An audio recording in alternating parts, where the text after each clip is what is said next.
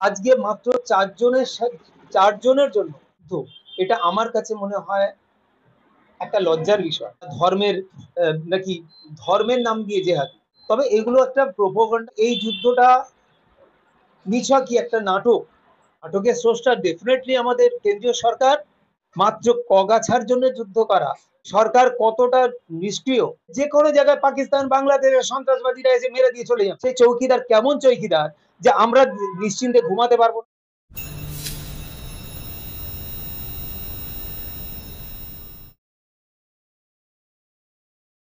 একের পর এক ভারতের বিরুদ্ধে সংঘর্ষ বিরতি লঙ্ঘন পাকিস্তানের, এরপর পাল্টা জঙ্গি প্রতিরোধে ভারতের প্রত্যাঘাত অপারেশন সিঁদুর, নাস্তানাবুদ পাকিস্তান।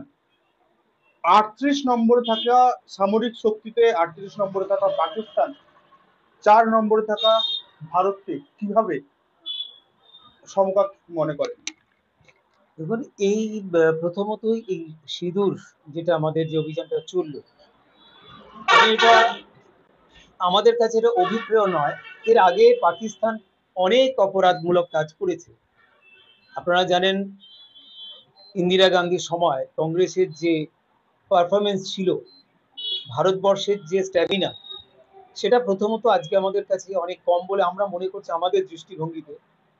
কারণ হচ্ছে মাত্র 4 গাছা। সব থেকে বড় কথা, আমরা খুব দুঃখ প্রকাশ করছি, 4 গাছা সন্ত্রাসবাদ পাকিস্তানকে তো আমরা বিশ্বাস করি না কোনো মতে।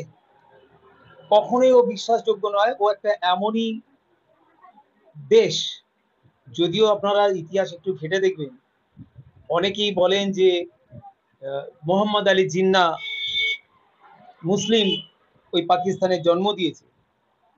একটু ইতিহাস খুলে দেখবেন যে অ্যাকচুয়াল ওই পাকিস্তানের জন্মটাই দিয়েছে কিন্তু একজন গুজরাটি হিন্দু। এই মোহাম্মদ আলী জিন্না, ওরা হচ্ছে ক্ষত্রিয় বংশের, খট্টার বংশের, যেটা হচ্ছে ক্ষত্রিয় বংশের মধ্যে পড়ে। উনি হচ্ছেন কনভার্টেড একজন মুসলিম। তাই গুজরাটের সাথে গুজরাটের একটা মিলবন্ধন রয়েছে। আর গুজরাটের মানুষের জন্ম দেওয়াই কিন্তু পাকিস্তান, এবং সেটা হিন্দুর জন্ম দেওয়া, এটা মুসলিম লীগের ব্যাপার নয়। আমি এটা বলে দিলাম এই কারণে, এটা মানুষের জানা দরকার আছে।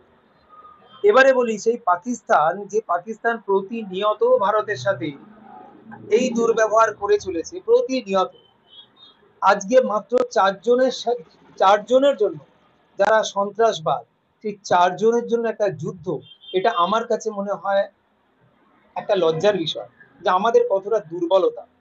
কেন 4 জনের জন্য যুদ্ধ বলে মনে করেন? যে 4জন সন্ত্রাসী আজকে পাকিস্তান থেকে তারা এলো, 300 কিলোমিটার ভেতরে ঢুকলো, ঢোকার পরে তারা 40-45 মিনিট তাণ্ডব চালালো আমার দেশের, আমার ভারতীয়কে, 26-27 জনকে হত্যা করলো। 4 জন 26 জনকে খুন করলো। ডেফিনেটলি আমরা তো যেটা খবর পাচ্ছি, 4 থেকে 5 জন মানুষ এসে, ওই সন্ত্রাসী মানুষ বলবো না, ওরা জঙ্গি। জঙ্গির ডেফিনেশন কি হয় সেটাও তো এখন বুঝি না। মানে ঠিক কি ভাষায় ওদের বলবো সেটা আমরা বুঝতে পারছি না। মানে কি বলা যায়, নরকের কীট বললে বোধহয় অনেক ভালো হয়। তারা ধর্মের নাকি ধর্মের নাম দিয়ে জেহাদ। তবে এগুলো একটা প্রোপাগান্ডা। আমরা বারবারই বলছি, এটাকে আমি কখনো মানতে রাজি নই।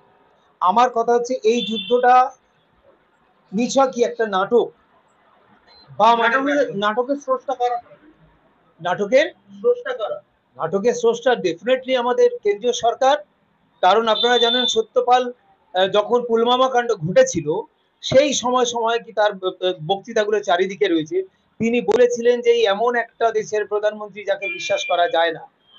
ইনি আবার 2026-এর আগে এই রকম ভারতবাসীর নিধনযোগ্য করবেন, এবং এতটাই স্পেসিফিক ওনার কথা, আমরা আশঙ্কায় ছিলাম। কিন্তু এইভাবে যে ঘটে যাবে এবং সেটা আমাদের সামনে এইভাবে, সেটা কিন্তু আশা করি।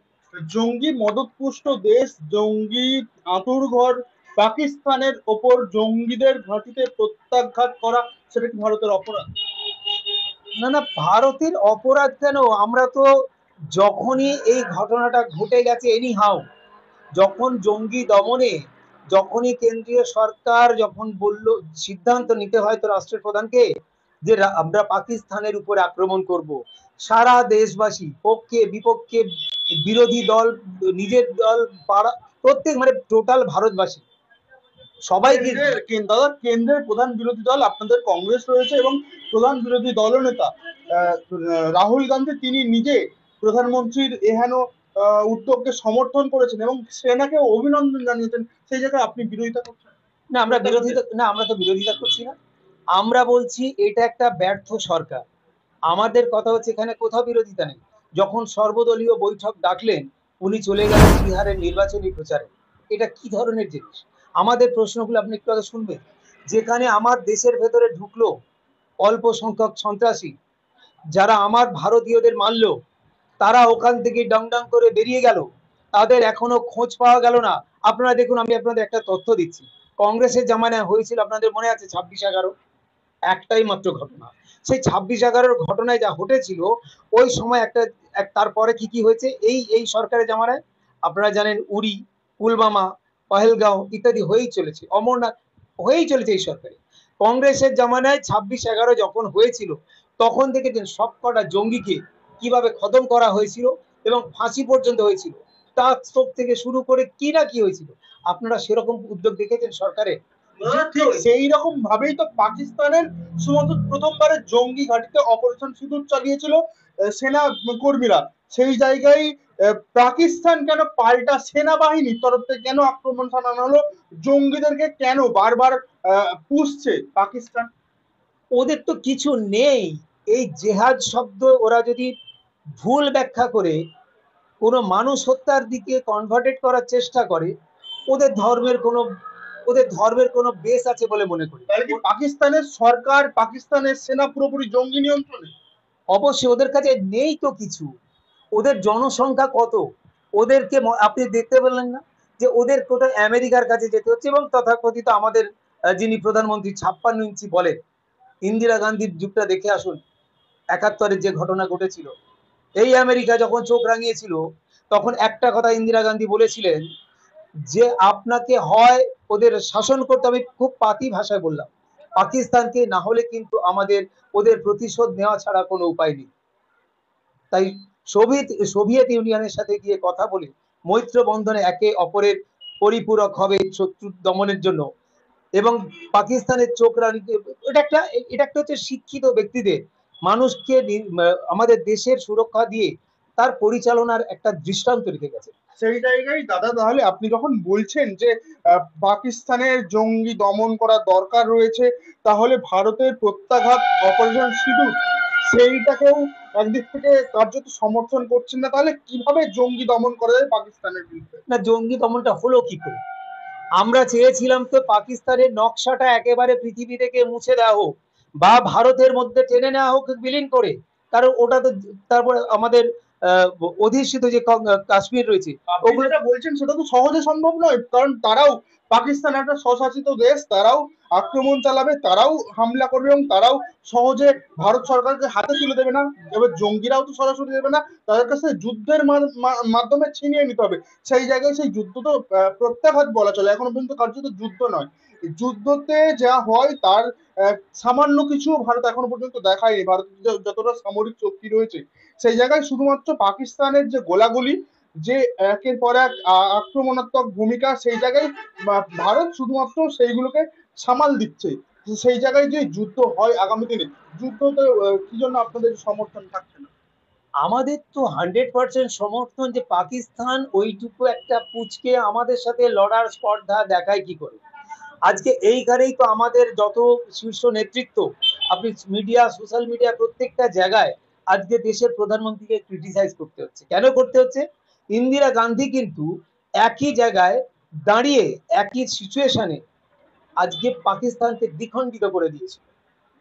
এই আমেরিকার চোখ রাঙানি, লালেদের চোখ রাঙানিকে উপেক্ষা করে, তো আজকে আমাদের কাছে এত শক্তি, সারা ভারতবাসী আজকে কোনো রাজনীতির রং না লাগিয়ে প্রধানমন্ত্রীর সাথে ছিল।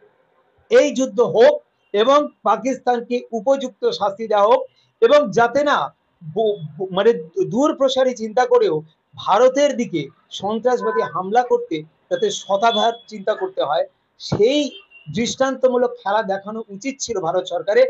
যেটা মধ্যস্থতা করলো কে? আমেরিকা। কেন? কি কারণে? আমেরিকার আমরা খাই না পড়ি, আমেরিকার আমরা খাই না পড়ি। এতই যখন ভারতের শক্তি আমাদের সঞ্চয়িত রয়েছে, সঞ্চিত, যা কংগ্রেস সরকার থেকে রেখে গেছে, কতটা বেড়েছে আমরা জানি না, কিন্তু যা রেখে গেছে এপিজে আব্দুল কালাম পর্যন্ত, যা রেখে গেছে, সেই সারা বিশ্বকে কাঁপাতে পারে। তাহলে কি জঙ্গি মদতপুষ্ট পাকিস্তান এবং ভারতের এই মধ্যস্থতা করতে এসে আন্তর্জাতিক মহলে আমেরিকাকে নিজেদের নেতৃত্ব কায়েম করতে চাইছে, নেতা হতে চাইছে? ডেফিনেটলি। তো সেই স্কোপটা দিচ্ছে আজকে। পাকিস্তানের কথা আমরা ধরছি না, ইন্দিরা গান্ধীর পুরোনো স্পিচ গুলো দেখে নেবেন, যে আজকে পাকিস্তানের উপরে ওরা দাদাগিরি একটা কারণে করতে পারে, কারণ ওদের কোনো যোগ্যতা নেই, ওরা নির্ভরশীলতায় রয়েছে আমেরিকার। যে কারণে আমাদের শ্রীমতী ইন্দিরা গান্ধী উনি কিন্তু সেটাকে ঠুকরে দিয়েছিলেন, অর্থাৎ গ্রহণ করেনি তাদের কথা। উনি এখান থেকে বলেছিলেন হয় এটা নয় ওটা। আজকে সেই স্পর্ধা আমাদের কাছে আরো দ্বিগুণ হওয়ার কথা। তাহলে সেটা থাকা সত্ত্বেও, এবং প্রত্যেক ভারতবর্ষে হিন্দু, মুসলিম, বৌদ্ধ, জৈন, খ্রিস্টান, কংগ্রেস, সিপিআইএম, আর যে যা আছে সবাই মিলে কিন্তু প্রধানমন্ত্রী বা আমাদের কেন্দ্রীয় সরকারকে সমর্থন করেছে যে এই পাকিস্তানকে অন্তত বড় রকম শিক্ষা দেওয়া হোক। সেখানে একটা আমেরিকার মতো দেশ সে মধ্যস্থতা করে সেই জায়গা থেকে বিরতি করলো। আমরা চাই না যুদ্ধ, কোনো মানুষের কাম্য নয়, কারণ প্রত্যেকটা দেশেরই মানুষ এবং নাগরিক ভালো খারাপ মিশিয়ে আছে। আমার কাছে একটাই কথা, আমি বারবারই বলছি, মাত্র কগাছার জন্য যুদ্ধ করা, পাকিস্তানের বহু অপরাধ রয়েছে ভারতের সাথে করে চলেছে, সেই ইস্যু নিয়েও কিন্তু যুদ্ধ করা যায়। আমি বারবারই বলছি, আজকে এখনো পর্যন্ত এই 4-5 গাছে যারা এসে তাণ্ডব চালালো, তাদের খোঁজটা কোথায়? তাদের খোঁজ কোথায়? আমরা কতটা বিফল, আমরা এই সরকার কতটা নিষ্ক্রিয়। আজকে আমরা যেখানে বসে আছি তাহলে তো এখানেরও কোনো নিরাপত্তা নেই, যে কোনো জায়গায় পাকিস্তান, বাংলাদেশের সন্ত্রাসবাদীরা এসে মেরে দিয়ে চলে যাবে। আপনি যে বলছেন যে 4 গাছার জন্য যুদ্ধ, ওই 4 গাছাকে যারা চালাচ্ছিল, যারা চালক, তারা তো পাকিস্তানে বসে আছে এবং পাকিস্তানের মদতপুষ্ট জঙ্গি সংগঠন, তাদের একটা বড় সংগঠন রয়েছে, কয়েক হাজার হাজার মানুষ জঙ্গিরা তাই সেই সংগঠনের সাথে যুক্ত। পাশাপাশি পাকিস্তানের সেনারা পর্যন্ত ওই পাকিস্তানের সরকার ওই ষড়যন্ত্রের মধ্যে শরিক। সেই জায়গায় তাহলে কি কোনোভাবেই পাকিস্তানের বিরুদ্ধে পদক্ষেপ নেওয়াটা, ভারতের যে যুদ্ধ ঘোষণা করাটা, সেটা কি এখনো পর্যন্ত ভুল বলি মনে হয়? না, আমরা বারবার একই রিপিট করছি, আমরা যুদ্ধটা আরো বড় করে দেখতে চেয়েছিলাম, আমাদের প্রত্যাশা মতো যুদ্ধ হয়নি। এখনো পর্যন্ত ভারতের যতটা অবস্থান দেখা গেছে যুদ্ধ নীতি অনুযায়ী, এখনো পর্যন্ত ভারত নিজে থেকে আক্রমণ চালায়নি কোথাও। ভারতকে দেখা গেছে শুধুমাত্র যুদ্ধের যে পরিস্থিতিতে সংঘর্ষ, সেইটাকে প্রতিহত করার চেষ্টা করেছে ভারত, এবং পাল্টা প্রত্যাঘাতের চেষ্টা করেছে। এখনো পর্যন্ত যুদ্ধ নীতি অনুযায়ী যুদ্ধ যদি করতে যাই তাহলে তো যুদ্ধ বড়সড়ই হবে, এবং আগামী দিনে শুধুমাত্র সামরিক শক্তিধর দেশ, শুধু সামরিক দিক থেকে নয়, কূটনৈতিক দিক থেকে একের পর এক বড়সড় সিদ্ধান্ত নিয়েছে আজকের ভাবে।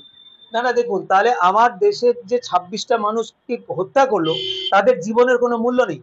পুলওয়ামা কাণ্ডের আজও কোনো রফা হয়নি। কোথায় থেকে এত আরডিএক্স এলো, তার আজও সুরাহা হয়নি। তার মানে আমরা যারা ভারতবাসীরা রয়েছি, যে চৌকিদারের উপরে নির্ভর করে, যে বলে আমরা সারা রাত দিন জেগে থাকি, সেই চৌকিদার কেমন চৌকিদার যে আমরা নিশ্চিন্তে ঘুমাতে পারবো না? 26 জনকে খুন করে চলে যাওয়ার পরেও, পাকিস্তানি মদতপুষ্ট জানার পরেও আমরা পাকিস্তানকে হামলা করবো না? দৃষ্টান্তমূলক আমরা ওই নীতি আদর্শ নিয়ে বসে থাকবো? যদি নীতি আদর্শ নিয়ে বসে থাকতে হয়, তাহলে চৌকিদার কি করতে আছে?